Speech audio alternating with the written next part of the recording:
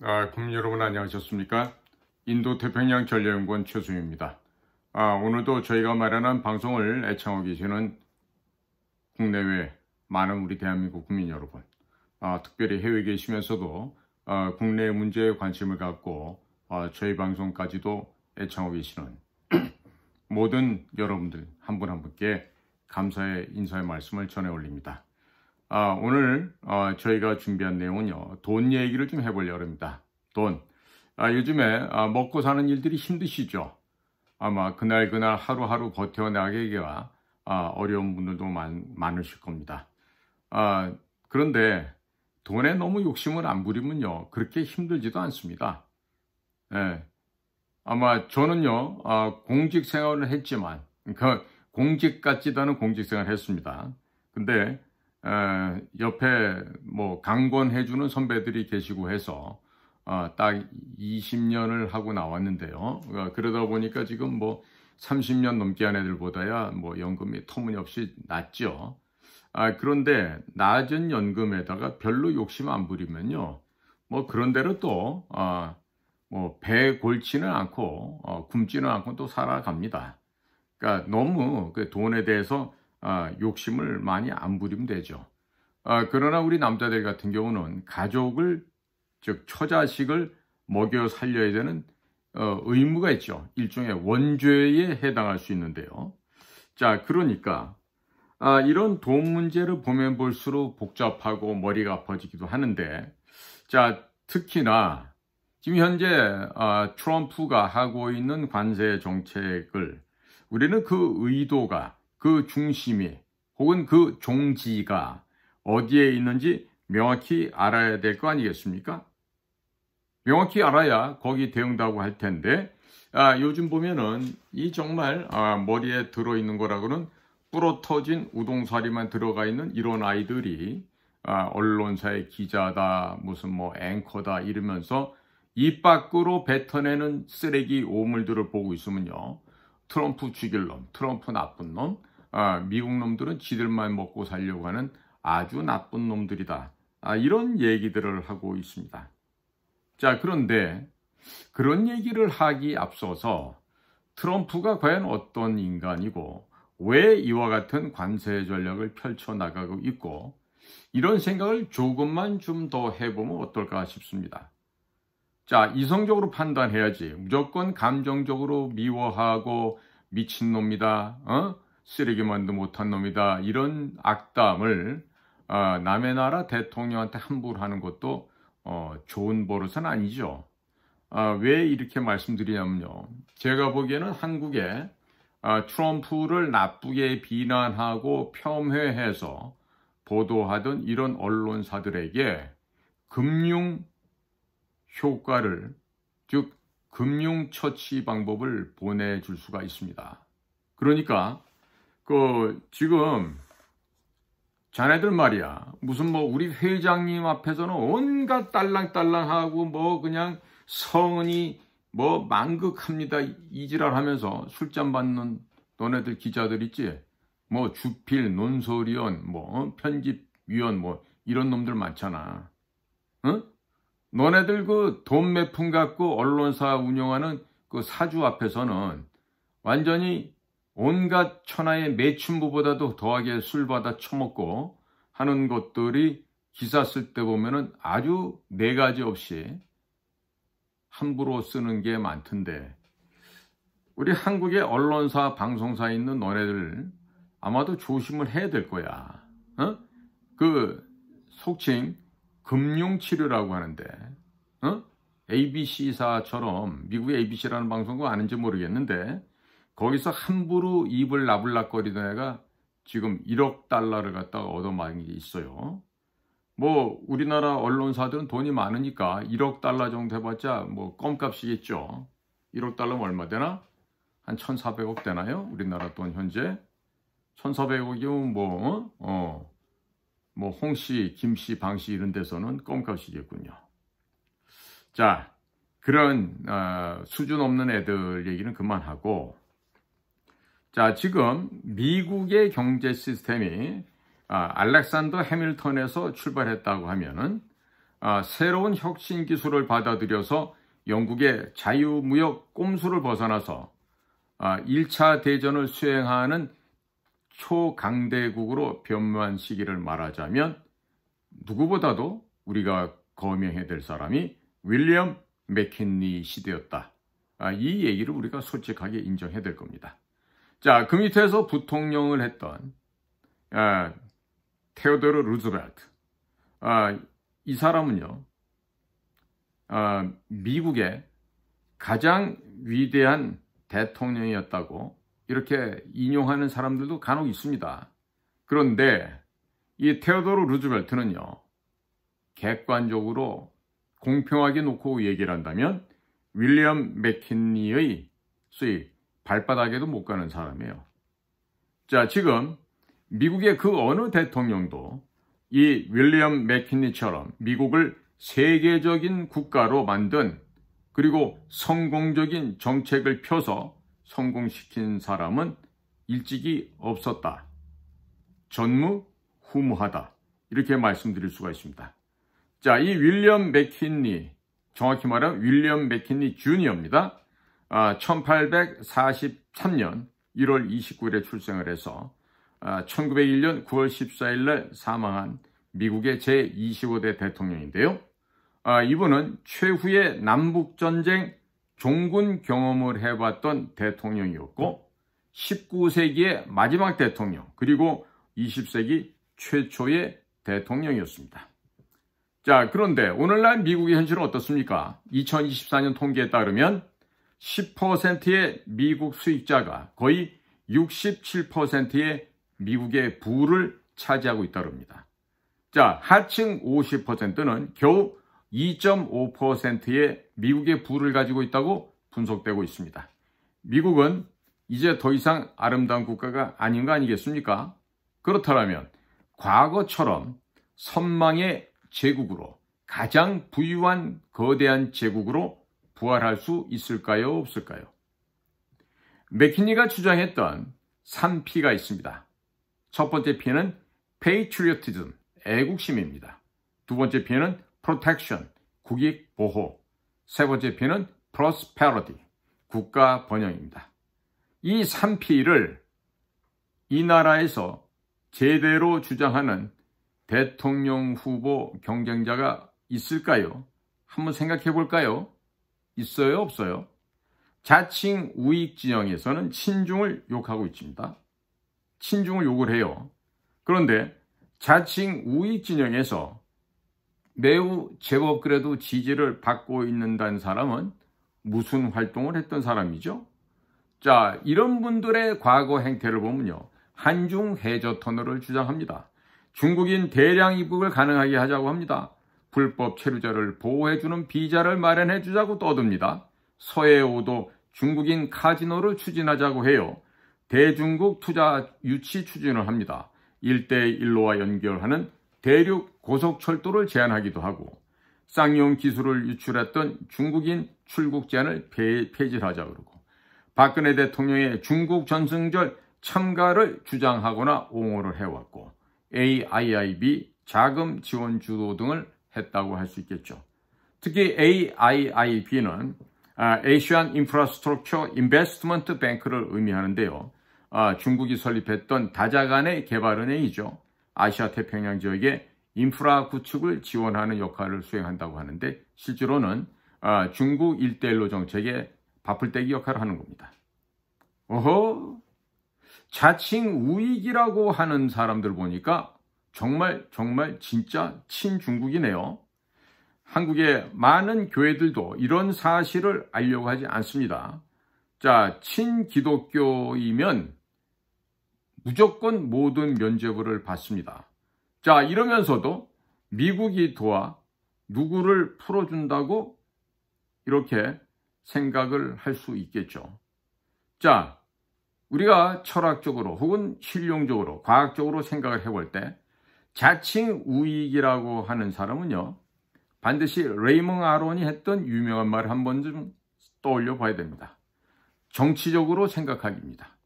정치적으로 생각하기. Thinking politically. 그러니까 정치는 최소한이라도 감성이 아닌 이성으로 접근해야 하겠죠. 그래서 자, 우리 일반적으로 똑똑하다고 하는 세칭, 교장 선생님이라 칭해볼까요? 그런 분들이 생각하는 맥킨리는 이상한 인간, 그로테스크 피플이다 이렇게 얘기할 수 있죠. 그리고 트럼프는 또라이다, 미친놈이다, 이런 생각을 하고 있는데 과연 그러한 성숙된 인간, 우리 학교의 교장, 교감 같은 선생님들, 아주머니들은 과연 여러분들의 생각이 어떤지 한번 객관적으로 돌아본 적은 있습니까? 대통령이 된 트럼프는 지난 4월 7일 이런 연설을 했습니다. 나는 외부자, 아웃소서가 아닌 미국의 노동자를 위한 대통령이 된 것이다. 월스트리트에 있는 자본가가 아닌 메인스트리트에 있는, 즉 중산 노동자들을 위한 대통령이 된 것이다. 정치 계급이 아닌 중산 계급을 위한 대통령이 된 것이고 전 세계의 무역 사기꾼, 트레이드 치터스가 아닌 미국의 방어를 하는 대통령이 된 것을 나는 자랑스럽게 생각한다. 그렇기 때문에 국민들이 나를 대승하게끔 뽑아준 것이다.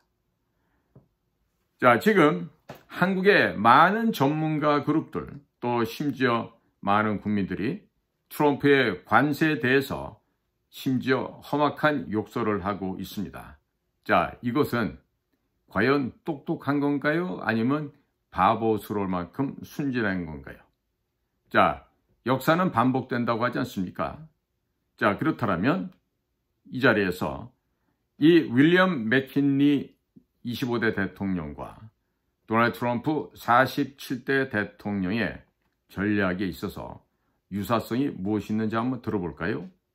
자, 제국주의 전략을 전개합니다. 맥킨리 같은 경우는 1898년 하와이를 합병했고 스페인과 전쟁에서 대승을 거두면서 푸에르토리코, 괌, 필리핀 등을 차지하게 됩니다. 자, 트럼프는 어떻습니까? 2025년도에 그린란드를 합병할 계획을 세우고 있죠. 그리고 파나마 운하는 이미 미국으로 돌려왔습니다. 자, 그래서 관세 분야에 있어서는 맥킨리 대통령은 영국의 자유무역주의에 반대하여 관세를 부과했고요. 지금 트럼프 같은 경우는 글로벌리스트 자유무역에 반대해서 지금 관세를 부과하면서 중국과 또 그 더러운 중국과 연계되는 미국의 부패되어 있는 기득권, 소위 말하는 딥스테이트, 워싱턴 스왑프를 지금 제거하려고 하는 거죠. 자, 그러면 노동자를 옹호한다거나 과학기술을 혁신하는 분야에 있어서는 둘은 무슨 차이가 있을까요? 맥킨리 같은 경우는 노동자를 보호하고 노동조합을 지원하며 미국의 기술 혁신을 지원한 아주 탁월한 대통령이었습니다. 자, 그럼 트럼프는 어떻습니까? 4차 산업에 미국이 주도해야 된다라는 이 명백한 명제를 추진하고자 하죠. 특히 Artificial Intelligence, AI 산업이 그렇습니다. 여기에다가 노동 중산층을 강화를 목표로 하고 있습니다. 자, 지금 이 세 가지를 제가 비교를 했는데, 자, 이 세 가지를 보게 되면 지금 트럼프 대통령은 윌리엄 맥킨리 대통령의 환생이 아닌가? 이런 질문을 할 수가 있죠. 자, 그러면 한국에서는 고종과 민비의 환생 사건도 있었다고 했는데, 그렇다면 미국에서는 윌리엄 맥킨리 대통령 환생 사건은 상상도 할 수 없는 일일까요? 생각할 수 없는 일일까요? 제가 보기에는 충분히 생각할 여지가 있습니다. 자, 지금 자칭 우익이라고 떠드는 기회주의자들이 많죠. 그런 우익 진영에 있는 사람은 듣기가 싫겠습니다만은 이 윌리엄 맥킨리는 전형적으로 노동자 계급에 속했던 인물이었고 노동자를 대변하는 심지어 노동자 중심의 외골수적인 인물이었습니다. 그의 집안을 보면 증조 할아버지부터 철공 분야, 철공산업 관련 노동자들이었고 부인 역시 잘 살지 못했고 건강도 별로 좋지 못했다 그럽니다. 자, 이런 윌리엄 맥킨리 대통령의 배경은 공업 노동자, 중산층이라고 할 수 있겠죠. 실제로 윌리엄 맥킨리에게 가장 중요한 것은 사람들의 노동 문제였다 그럽니다. 또한 그는 에브라함 링컨 대통령의 영향을 받았고 그래서 국민을 위한 대통령이 되어야 한다는 철학을 지녔다고 합니다. 그래서 1896년 첫 번째 대통령 선거 당시 시카고에서 벌어졌던 선거 캠페인에서 윌리엄 맥킨리는 다음과 같이 연설하였습니다. 나의 동료, 시민 여러분, 우리는 국민 속에 우리의 신뢰를 반드시 주어야 합니다. 우리는 국민과 긴밀한 접촉을 하기만 하면 됩니다. 우리는 구석구석에서 다가오는 국민의 목소리에 귀 기울여야만 하면 됩니다. 우리는 지난 3년간 모든 선거에서 모든 곳에서 국민이 표현한 감정을 우리의 현수막에 그려넣기만 하면 되는 것입니다. 그것은 바로 애국심, 국익보호, 국가번영입니다. Patriotism, Protection, Prosperity 이 세 가지였던 거죠. 자, 여기서 트럼프가 AI로 분석해서 정책을 만든 것을 한번 상상해 볼까요? 위에 말씀드린 우리는 구석구석에서 다가오는 국민의 목소리에 귀 기울이기만 하면 되는 것입니다. 우리는 지난 3년간 모든 선거에서 모든 곳에서 국민이 표현한 감정을 우리의 현수막에 그려놓기만 하면 되는 것입니다. 이 말을 그는 깊이 생각했을 것입니다. 자, 지금 세칭 똑똑하다고 말하는 스스로가 자칭 유식한 지식인들은 JP 모건처럼 트럼프를 혐오하지만 제가 보기에는 트럼프는 이렇기 때문에 배울 점이 많다고 하는 것입니다. 윌리엄 맥킨리는 오하이오주의 주지사, 거버너가 되고 나서야 비로소 자신의 집을 가지게 됩니다. 그전에는 월세를 살았고 이렇듯 그는 청렴한 애국자였습니다. 그들 부부는 평생 중산층을 전혀 벗어나지 못했으며 돈을 챙기지 않았습니다. 그가 노동자를 위한 대통령이었다는 증거는 1879년대 남북전쟁 이후 주변에 많은 조언에도 불구하고 스스로 노동문제 변호사가 되기로 결심했다는 것에서 찾아볼 수 있습니다. 1870년대 하원 의원이 된 그는 노동자와 무역조합을 대변하였습니다. 당시 오하이오주에서는 공장 소유주들이 노동자를 살해하기도 하는 등 상호간의 대립이 심했던 시기이기도 했습니다. 이러한 시대에 윌리엄 맥킨리는 노동자의 파업을 지원하였고 그들을 잘 변호해 주었습니다. 당시 공화당 대부분 정치인들은 노동자와 가깝지 않았습니다. 대부분은 대기업과 밀접하였고 사실상 윌리엄 맥킨리가 가장 대표적으로 노동자 측에 서 있었던 인물이었습니다. 그래서 대기업 대표들과 은행가들은 이 윌리엄 맥킨리를 혐오했습니다. 이 말을 믿지 못하시겠다면 한번 예를 들어보겠습니다. JP 모건이 대표적인 인물입니다. 이 JP 모건 이름을 단 은행도 지금 현재 있죠. 자, 이 윌리엄 맥킨리에 대해서 JP 모건은 역겨운 인간이라고 불렀다 그럽니다. JP 모건은 공식적이든 비공식적이든 이 윌리엄 맥킨리를 단 한 번도 만나지 않았다 합니다. 반면에 JP 모건은 맥킨리 이전에 대통령이었던 그로버 클레블랜드가 백악관을 나왔을 때는 자신의 회사에 일자리를 주었던 매우 가깝고 친밀한 관계였습니다. 테오도르 루즈벨트는 더 가까웠다고 합니다. 루즈벨트가 뉴욕 주지사 선거, 대통령 선거 캠페인할 때 6억 달러를 기부를 했습니다. 맥킨리 역시 악덕 자본가와 은행가들에 대해 명확한 반대의 노선을 걷고 있었습니다. 한 사례로 자기 자신의 절친인 중에 한 사람이 JP 모건의 회사에 취직을 하려고 했습니다. 이렇게 된 일이 벌어지자 맥킨리는 편지를 보내서 절대 취직하지 말라고 강하게 조언을 합니다. 노동을 중시하고 노동의 대변자, 절친한 친구가 도적질, 도둑놈 도당으로 전락하는 것을 어떻게 볼 수가 있었겠습니까? 자, 그는 이렇게 편지에 적었다고 합니다. 만일 JP 모건에 취직하면 너는 영혼을 잃게 될 거야. 너는 영혼을 잃게 될 거야. 이 윌리엄 맥킨리는 은행가 혹은 기업주, 소위 말하는 엘리트라고 불리우는 이런 친구들은 없었다 그럽니다. 자, 앤드류 카네기 역시 맥킨리를 극도로 혐오했다고 합니다. 그는 맥킨리를 정신병자라고 했고 또 카네기에 대한 미화, 일화가 많지만 그는 굶어 죽을 정도의 적은 임금을 주었던 아주 악명 높은 일종의 폭군 기업인이었고 자신의 노동자를 착취하였던 최악의 악덕 자본가 로버트 배런이었습니다. 자, 이러한 환경 속에서 윌리엄 맥킨리는 노동자를 위한 많은 활동을 하였습니다. 대표적으로 다음 같은 활동을 했습니다. 첫째, 노동 중재를 위해 헌신하였고, 둘째, 노동자 권리를 위해 공업에서 노동자의 안전을 위한 법률을 통과시켰습니다. 세 번째, 어린아이 노동을 불법화하였고, 넷째, 많은 노동 지도자들과 친밀하게 교류하였으며 미국의 연방노동조합의 리더들을 정부 관료로 임명하기도 했습니다.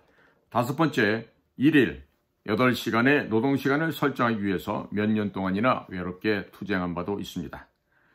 특히 절친한 친구였던 세뮤얼 검퍼를 정부 관료로 임명하여 National Civic Federation이라고 하는 정부 노동위원회를 만들기도 했습니다.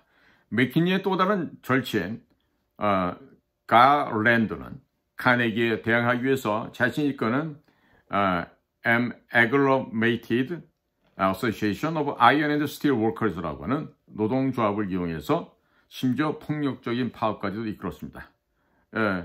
Amalgamated Association of Iron and Steel Workers는요, 미국의 유명한 조합인데 제철 제강 노동자 융합협회라고 하는 단체입니다. 자, 이런 와중에 맥킨리 대통령 기간 중에 노동조합 가입자가 4배로 늘어났고 이것만 보더라도 맥킨리의 노동자 중심의 정치 노선을 이해할 수 있습니다. A에게 됐건 뭐가 됐건 일단 일하는 사람이 먹고 살 수 있어야 합니다. 그래서 일자리, 임금을 확대하는 것이 기본이었던 것입니다. 자, 그럼 오늘 핵심이라고 하는 관세 전략에 대해서 한번 논의해 볼까요? 맥킨리는 대통령 일기 시절에 관세를 높입니다. 맥킨리가 대표적인 보호주의라는 이유는 영국이 당시 자유무역을 원했지만 이를 받아들이지 않았기 때문이었습니다. 전쟁이 끝나고 미국 정부에는 전쟁으로 거둬둔 돈이 많았습니다. 남북전쟁을 얘기합니다. 그래서 관세를 높여서 해외 의존도를 줄이고 남는 예산을 사용하여 국내 기업을 성장시켰습니다. 예를 들면 미국에는 캔을 만드는 주석, 판 공장을 전혀 갖고 있지 않았습니다. 보통 틴 플레이트라고 그러는데, 자, 영국은 자유무역을 외치면서 이러한 물건을 미국에 팔려고 했습니다. 만일 이와 같은 현상이 지속된다면 미국은 계속 농업국으로만 남아있어야 한다는 것입니까? 자유무역주의를 외치는 영국은 소위 미국을 경제적으로 침탈하려고 했던 것은 아니었을까요? 자, 따라서 맥킨리의 관세 전략은 여기에서 출발합니다. 맥킨리는 관세를 통해서 공업 등 생산업을 성장시키고자 하였습니다. 실제로 주석판 공장을 건설하여 맥킨리 시대에 200개의 주석판 제조 밀, MILL, 이 밀을 보유했습니다. 이를 통해서 해외에 의존하지 않는 경제 시스템을 구축해 가게 됩니다. 철강 생산량이 111%로 증가합니다. 전기 장비 생산은 271% 증가, 농업 장비는 149% 증가, 석탄 생산량은 800% 증가, 철도 기뢰는 567% 증가, 밀 생산량은 256%가 증가되었습니다. 이와 같은 생산량 증가는 미국의 내수뿐만 아니라 해외 수출까지 확대를 합니다. 맥킨리 대통령 당시 자본재 수출은 8억 3,300만 달러에서 15억 달러로 늘어나게 됩니다. 거의 2배가 늡니다. 무역 수지 흑자도 계속 늘어납니다. 그래서 맥킨리가 집권했던 1897년에서 1901년까지 취업률은 20% 증가, 임금은 10% 증가, 물가는 오히려 하락하였습니다. 실제 임금은 53%까지 증가하였고 실제 가격은 58%까지 하락하였습니다.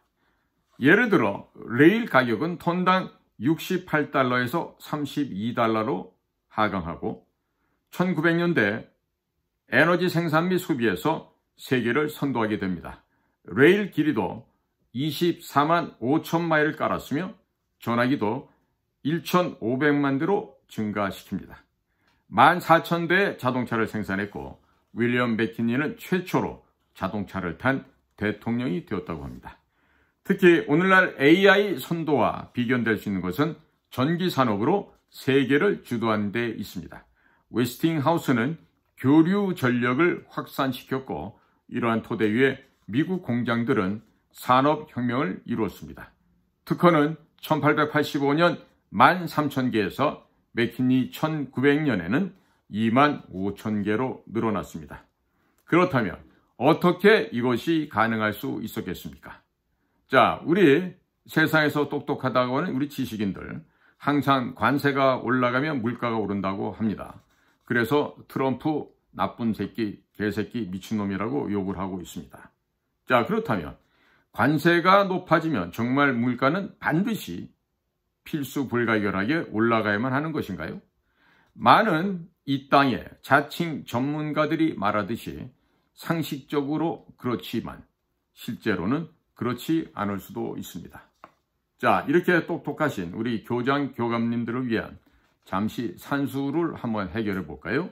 첫째, 나이키 물건을 미국에서 생산해서 팔 때 미국산 나이키 운동화 소매 가격이 $100라고 가정해 보죠. 둘째, 기업은 돈을 벌기 위해서 이 운동화를 중국에서 생산한다. 그렇게 되면 $10면 가능하게 됩니다. 미국 사람들은 중국에서 $10짜리 나이키를 인터넷으로 구매를 합니다. 그러면 이때 관세를 $10 먹이게 되면 이 관세 비용은 중국이 가져갑니까? 아니죠.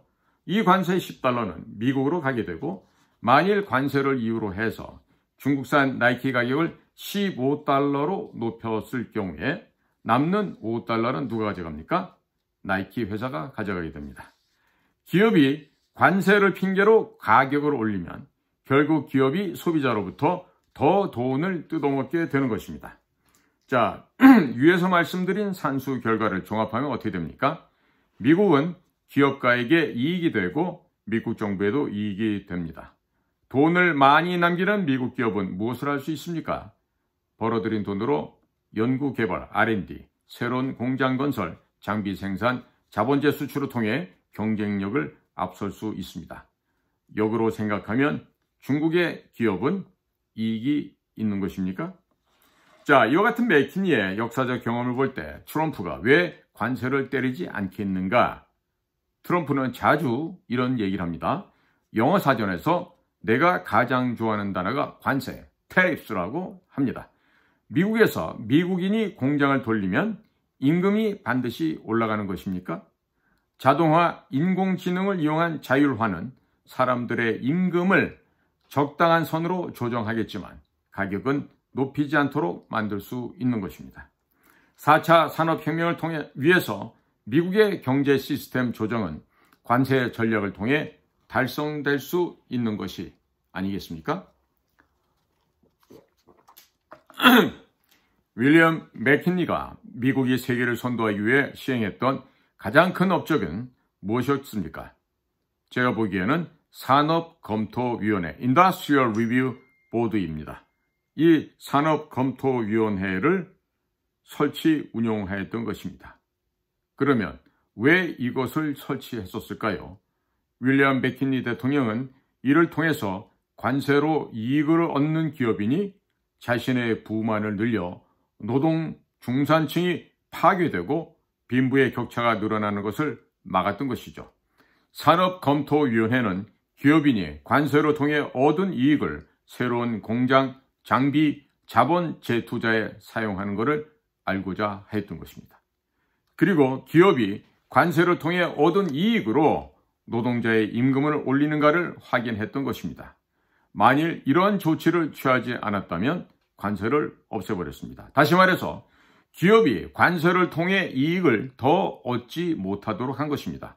윌리엄 맥키니 대통령은 만일 관세로 얻은 이익을 생산력을 증가하기 위해 재투자하지 않고 노동자 수익으로도 돌려주지 않으면 처벌한다 라고 말했던 것입니다. 한마디로 자본가들이 자신들만의 부를 늘리지 않도록 관세를 이용하였던 것입니다. 실제로 그는 기업 재투자를 통한 혁신을 대외선전하여 미국의 산업을 성장시키기 위해 시카고 컬럼비안 엑스포지션 등과 같은 엑스포를 지원하였습니다. 이때 엑스포에서 조지 웨스팅하우스가 발명한 교류 전기 배분 방식으로 불을 밝혔던 것입니다. 맥킨리는 교류 전기 이용이라는 새로운 과학기술을 미국에 구현하여 새로운 미국 주도의 시대를 열었습니다. 트럼프가 말했듯이 맥킨리로 인해 테오도르 루즈벨트는 대통령을 그저 땅짓고 헤엄치듯이 거저먹었던 것입니다. JP 모건과 앤드류 카네기에 찍힌 맥킨리는 재선이 되었고 관세 정책을 더 펼치지 않으려 했습니다마는 바로 다음에 무정부주의자 애나키스트로 알려져 있던 리언 철고 씨의 이 총에 맞아 부상을 당했습니다. 그 열차에서 내리는 이 맥킨리를 향해서 이 손에 이 수건으로 둘러싸고 그 안에 총을 들고 있던 이 리언 철컷이라는 자가 맥킨리의 배를 향해서 두 발을 쏩니다. 그래서 8일 후에 상처에 심한 감염으로 사망하게 됩니다. 자, 역사를 되돌아보면 이래서 찍히면은 안 되는 것 같지 않은가 생각이 듭니다. 자, 부통령이었던 테오도르 루즈벨트는 대통령직을 문재인처럼 거저 주워먹게 됩니다. 그리고 테오도르 루즈벨트는 심심하면 JP 모건을 만났습니다. 기득권으로부터 혐오의 대상이었던 맥킨리였지만 그의 관세를 통한 미국 산업 부흥 전략은 영국의 꼼수 자유무역주의를 극복하여 미국을 제1차 세계대전에 들어갈 수 있는 강한 공업국으로 성장시켰고 대전쟁을 통해 미국은 세계 최고의 국가가 되었습니다. 그 기초 토대를 이 윌리엄 맥킨리가 쌓았던 것이죠. 자, 도널드 J. 트럼프 형님이 가장 존경한다고 하는 이 윌리엄 맥킨리를 통해 어떠한 전략을 과연 펼칠 것인지 상상을 해봐야 되지 않겠습니까? 자, 지금 오늘은 이 정도로 간단하게 도입을 하고요. 우리가 편견을 없애야 됩니다. 자, 편견을 없애고 스스로 묻고 스스로 답해보죠. 자, 과연 윌리엄 맥킨리에 비견할 만한 이 한반도 대한민국 땅에는 과연 그만한 걸출한 인물이 지도자급에 있습니까?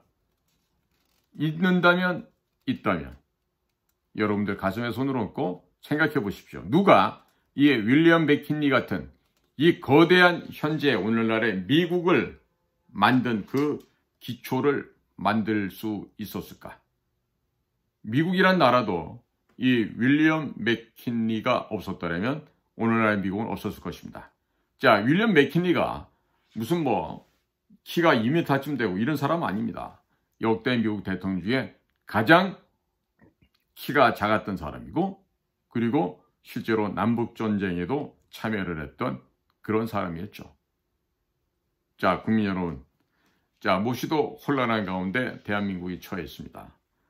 우리가 얼마나 더 이런 혼란 속에 이런 혼돈을 겪어야 될지는 모르겠습니다만 제가 생각할 때는 머지않은 시간 내에 마무리가 되어질 거다. 이런 생각을 하고 있습니다. 자, A웹이 제거되는 날 한국의 선거관리위원회가 파쇄되어 헌법기관이 아닌 일개 동사무소보다도 못한 기관으로 원래의 자리를 찾아가는 그날, 그리고 국가정보원이 없어져 버리고 다시 한번 중앙정보부가 되어서 나라와 국민을 위해 목숨 바쳐 헌신하는 세계 최강의 첩보 공작기관이 되는 그날, 바로 대한민국이 올바른 나라로 결기를 되찾고 용감해지는 품이 있는 국가가 되는 날 아니겠습니까?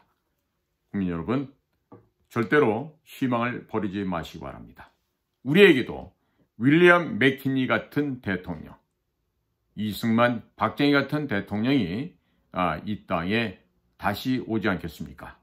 아직은 어디에 가려져서 보이지 않을 수도 있겠지만 맥키니 같은 대통령, 또 이승만 같은 그런 지혜 넘치고 국제 정세를 바로 보면서 외국어도 잘하면서 정말 탁월한 분석력과 탁견을 갖고 미래를 대비해 나갈 수 있는 그러한 우리 민족의 지도자가 조만간에 나타나지 않겠습니까?